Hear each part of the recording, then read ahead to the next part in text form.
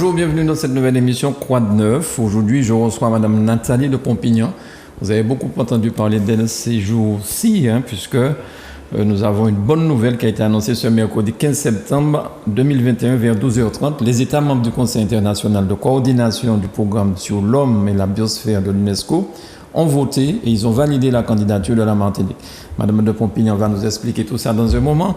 Elle est ancien membre de l'équipe Cousteau, elle est experte en sciences écologiques auprès de l'UNESCO, elle est maître de conférences à Sciences Po à Paris, elle est co-auteure avec Constance Albanel de Océan, Alerte rouge, paru aux éditions L'Harmattan. Madame de Pompignan, bonjour et bienvenue à Zouk Télévision. Bonjour Emmanuel Granier et merci infiniment de me recevoir. Je vous en prie, le plaisir est partagé. Alors, est-ce que vous pouvez m'expliquer un petit peu comment vous réussissez à faire tout ça? Parce que quand je lis votre biographie, l'UNESCO, comment vous avez réussi à faire tout ça? Vous pouvez nous parler un petit peu de vous, peut-être, et puis on va parler bien sûr de biosphère. De mon parcours, oui. Je suis très discrète, c'est vrai. Mais je suis surtout passionnée par ce que je fais, oui. Passionnée par les domaines d'intervention qui sont les miens, à savoir notamment la préservation du vivant et l'étude de l'espace océanique. Il faut dire que j'ai été à bonne école, comme vous l'avez dit très justement. J'ai eu la chance de travailler quelques années avec le commandant Cousteau. Et puis, je suis partie en fait sur orbite internationale à partir de ce moment-là. Ça remonte à de nombreuses années, même décennies, je dois dire. Et j'ai eu la chance avec lui de parcourir le monde, puisque j'étais des responsables d'un programme d'éducation Cousteau UNESCO, ce qui m'a amené à voyager beaucoup et notamment auprès des grandes universités dans beaucoup de parties du monde. Et puis, l'UNESCO m'a demandé d'intervenir auprès de l'organisation. Alors là aussi, cela remonte à quelques décennies. Et j'ai eu la chance de partir dans un grand pays qui est très cher à mon cœur, tout comme la Martinique, qui maintenant est un grand pays, puisque nous avons 2 titres mondiaux.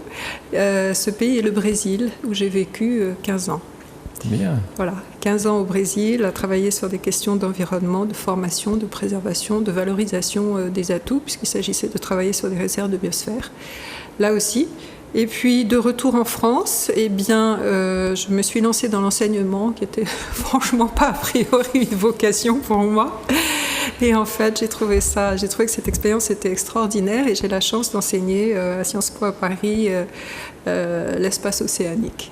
Voilà, sur tous ces aspects, environnement, économie, politique et climatique, bien évidemment.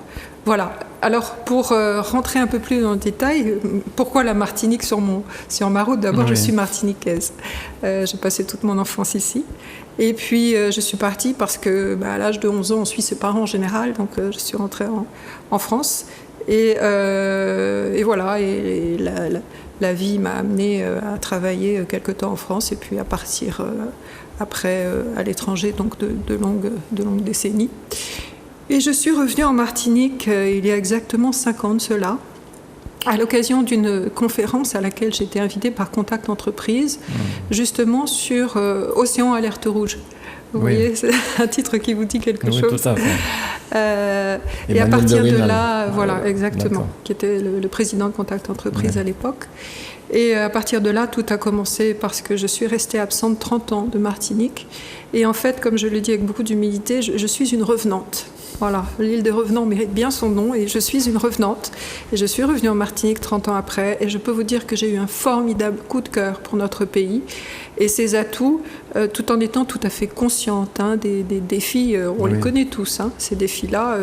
On peut les rappeler si vous le souhaitez, mais la réalité économique et sociale difficile, une démographie qui est en perte de vitesse, l'exil de la jeunesse, des milieux naturels qui se dégradent, des problèmes de pollution hors normes. Donc on est tout à fait conscient de ça.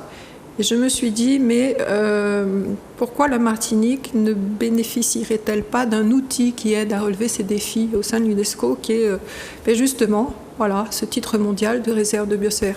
Vous savez que l'UNESCO décerne 3 titres prestigieux au territoire. Hein. Le titre de patrimoine culturel immatériel, la Martinique en détient déjà un. Le titre de réserve mondiale de biosphère, nous en sommes au 2e. Et le 3e ne devrait pas tarder, du moins nous le soutenons, mais extrêmement fermement, qui est le titre de patrimoine mondial naturel pour la montagne Pelée et les Pitons du Nord. Donc, il y a 5 ans, mais je me suis dit, mais je pourrais tout à fait mettre mes connaissances, mes compétences, mon expérience à disposition de notre pays. Et c'est ce que j'ai fait. Voilà, tout simplement. Alors pour cela, ça ne s'est pas fait en un claquement de doigts. Je suppose. Ouais, ça ne s'est pas fait Ça en un claquement de doigts. Ça a dû être difficile, ça a dû être long aussi. Ça a été long. D'abord, il a fallu, pour faire naître cette idée, bon, cette idée était déjà bien ancrée. Moi, je trouvais que franchement, la Martinique était tout à fait légitime à conquérir un titre comme celui-ci. Il fallait nous assurer du soutien du président du conseil exécutif de la précédente mandature, qui était le président Marie-Jeanne, qui nous a reçus et nous a assuré de son total soutien. À partir de ce moment-là, l'histoire a pu commencer, se mettre en marche, et c'est ce qui s'est fait parce que nous avons créé donc l'association Martinique Réserve de Biosphère avec 17 autres membres fondateurs. Et ce qui était très intéressant, c'est que tous les domaines étaient représentés. Ces membres fondateurs sont vraiment de tous horizons. Il y a 5 associations et institutions, dont l'association des maires, dont le Carbet des sciences, le Codérom, Contact Entreprise, entre autres, et Tropicatrium, ne l'oublions pas. Et puis 13 membres, 13 personnes physiques. Là aussi, c'est très divers. Hein. La jeunesse est fortement représentée par Coralie Balmy, par exemple, le secteur du Rhum, le secteur des sciences, le secteur du tourisme, avec Karine Roy-Camille, Nicolas Etienne. J'en oublie. Le religieux est même représenté par Monseigneur Macaire, qui est membre fondateur de l'association. Et nous avons démarré. Voilà. Et vous êtes passé dans toutes les communes, je crois, pour interroger les gens. Oui. Ce matin, Madame Marie Ravet me disait qu'elle avait été contactée pour le carnaval, pour la partie culturelle de la Biguine, Mazioka et le carnaval, en fait. Oui. Et vous avez fait ça dans toutes les communes, je crois. Enfin, oui. Absolument. Alors, il faut bien aussi que je dise une chose qui est très importante, c'est que nous sommes tous les membres fondateurs sont des bénévoles. Ça, c'est très important. L'association est complètement apolitique et elle n'a bénéficié d'aucune subvention. Donc, il nous a fallu faire une levée de fonds pour pouvoir mener à bien cette démarche. Et ce qui est très important dans cette démarche, c'est qu'elle est participative.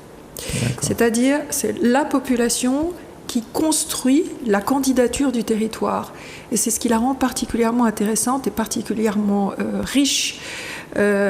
Parce qu'elle est fédératrice, elle est collective, et c'est un travail d'engagement ensemble, du faire ensemble.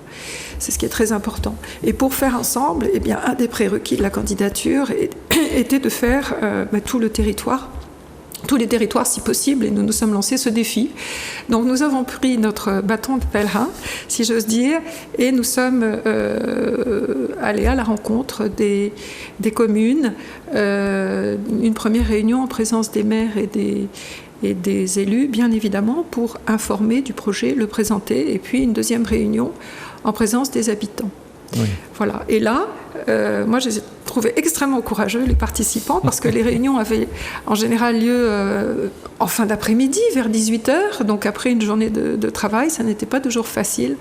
Mais ils ont répondu présents dans toutes les communes. Et ça a été vraiment absolument extraordinaire, une très belle reconnaissance pour nous déjà. Et les réunions commençaient toujours par une information sur la candidature et puis la co-construction. Alors comment se faisait-elle cette co-construction ? Eh bien, il y avait 4 ateliers, si vous voulez, qui représentent les 4 thématiques de ce titre mondial. Parce que c'est vrai que quand on parle de biosphère, on pense souvent biodiversité, mais c'est bien au-delà. C'est bien au-delà. Et en l'occurrence, il s'agit des atouts naturels du pays, donc effectivement les ressources naturelles et la biodiversité, mais également les atouts culturels, et puis les savoir-faire, les produits, les services, enfin tout ce qui est engagé en faveur d'un développement soutenable. la recherche scientifique et les actions d'éducation à l'environnement. Donc c'était vraiment des thématiques extrêmement ouvertes. Et à partir de là, eh bien, chacun était amené à se positionner. Il y avait 4 questions pour chaque atelier, en fait. De quoi êtes-vous fier dans votre commune? De quoi êtes-vous fier en Martinique? Quelles menaces identifiez-vous en matière environnementale? Et quelles propositions souhaitez-vous faire? Et voilà, c'est ainsi que nous avons pu recueillir toutes ces informations extrêmement riches, des informations qui viennent du terrain et qui ont été qualitativement extraordinaires.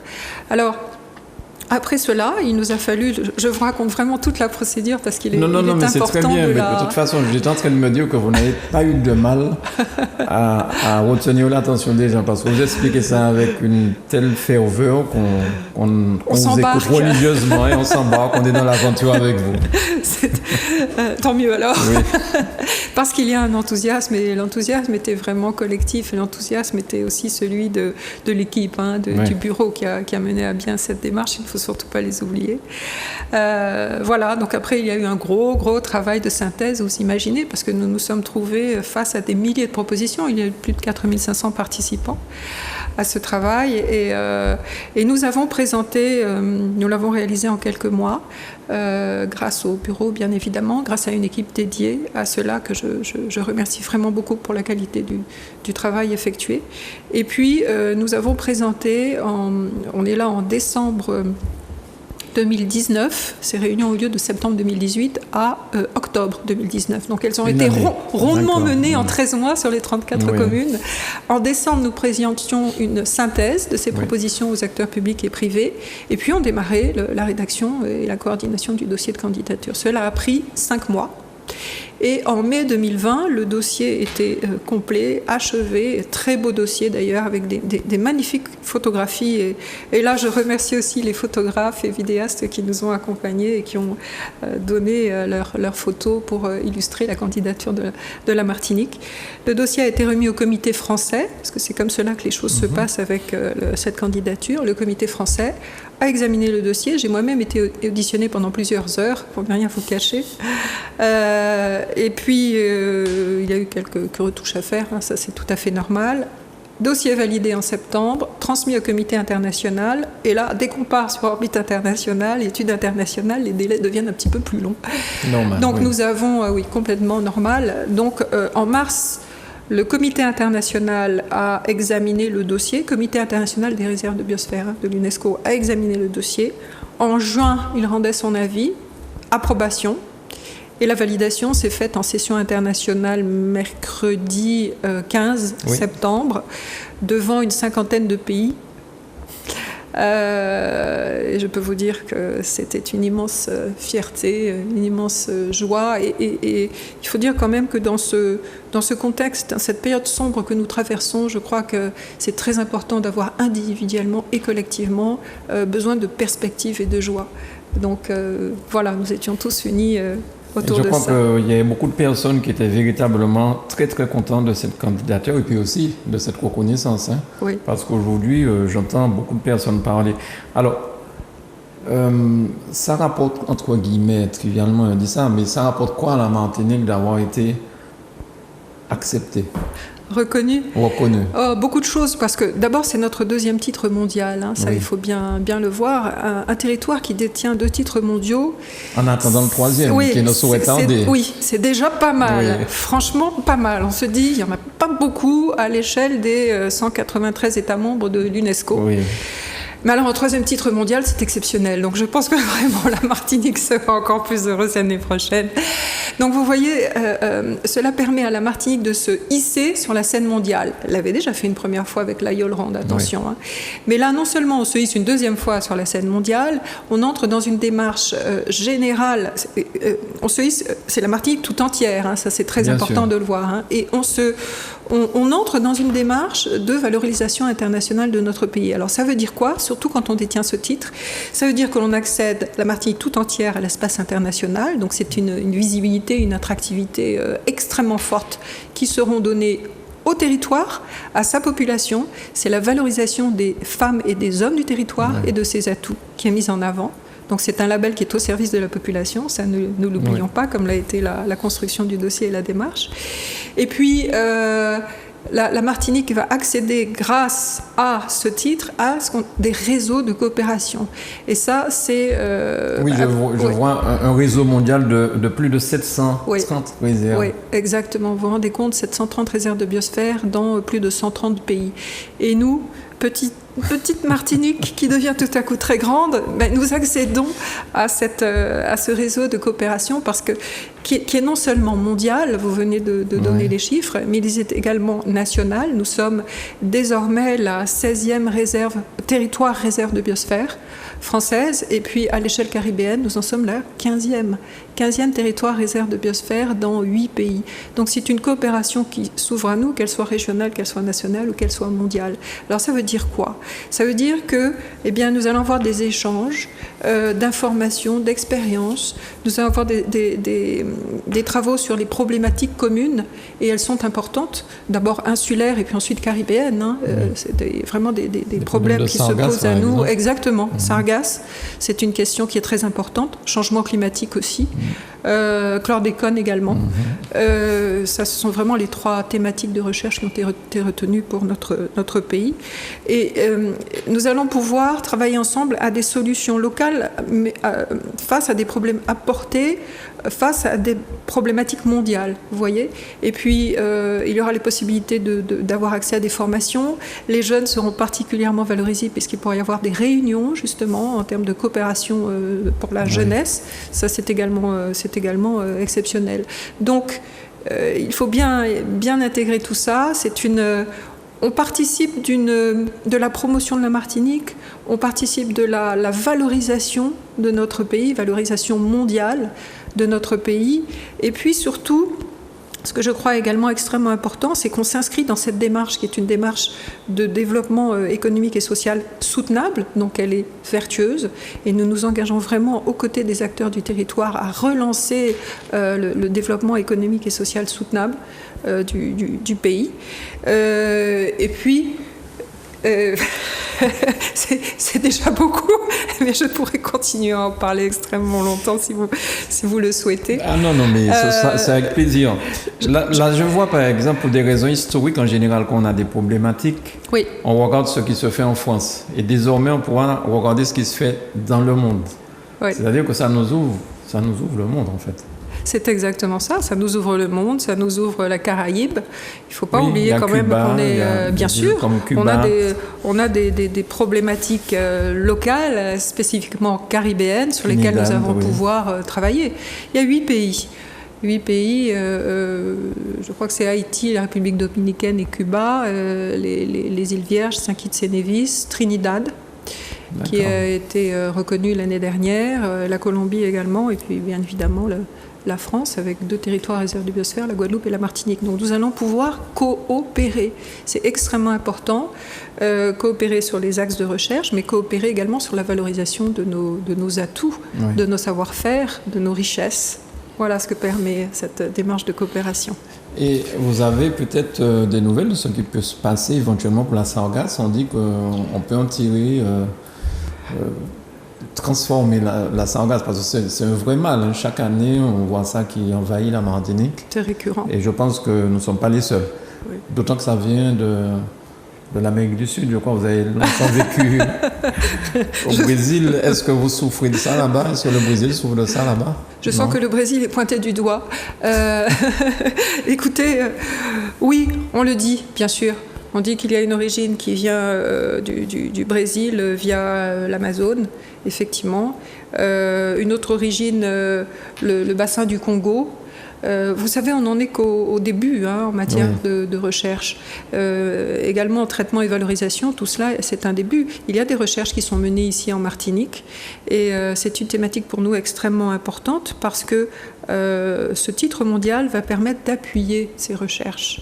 Vous voyez, et ce qui est important également, c'est-à-dire de les faire connaître au monde, parce que pour l'instant, c'est un problème dont on parle très peu sur la scène mondiale, un peu plus sur la scène française, un petit peu plus sur la scène caribéenne, mais il est important que le monde se saisisse de ce problème parce que c'est un problème lié. Alors, voilà, le changement climatique, les courants océaniques, la multiplication des pollutions liées aux produits phytosanitaires, etc. Il y a beaucoup de facteurs qui sont pointés du doigt. Mais on va pouvoir vraiment appuyer ces recherches ici en Martinique. Et vous savez, autre chose aussi, c'est que ce titre mondial nous donne accès à des financements internationaux dans tous les domaines. Dans tous les domaines que j'ai cités et qui englobent ce titre mondial, des financements internationaux, on a déjà des financements nationaux, on bénéficie également de financements européens, mais les financements internationaux sont importants puisque nous aurons accès désormais aux organisations de l'ONU, je pense au programme des Nations Unies pour l'environnement ou au programme des Nations Unies pour le développement. Et puis, nous aurons la possibilité aussi de travailler avec des grandes fondations internationales. Il y a des fondations à l'échelle du monde qui s'intéressent à des problématiques ou qui souhaitent valoriser des atouts particuliers du territoire. Et Dieu sait si nous en avons en Martinique, il faut bien le reconnaître. Eh bien, cela sera extrêmement important pour nous. Il y a également la possibilité d'avoir des partenariats techniques avec des grandes organisations non gouvernementales internationales. Alors, quand vous parlez de Cousteau, on pense à la mer, bien sûr, mais je vois les dégâts causés par le plastique. Heureusement que ça a été interdit. Bientôt, on pourra. Mais lorsqu'on voit le nombre de tortues, les animaux qui meurent avec ces histoires de plastique, c'est un drame en fait. Je trouve que c'est vraiment un drame pour ces mammifères, pour ces poissons, et je ne sais pas comment ça va être réglé. Est-ce qu'on va réussir à nettoyer complètement ça? Je ne pense pas. Mais en tout cas, prendre conscience que ça existe et qu'on est en mer, ne pas lancer sa timbale de plastique, un sachet, par exemple. Oui. Vous faites tout à fait bien de mentionner cela parce que cela fait partie des menaces qui ont été pointées du doigt par les participants. Voilà. La pollution, les pollutions d'une façon générale de la terre, de la mer, de l'air, et particulièrement la pollution plastique. Je crois qu'il faut bien avoir présent à l'esprit qu'on jette une bouteille comme ça, et bien la bouteille, elle mettra un siècle, la bouteille plastique, elle mettra un siècle à se dégrader.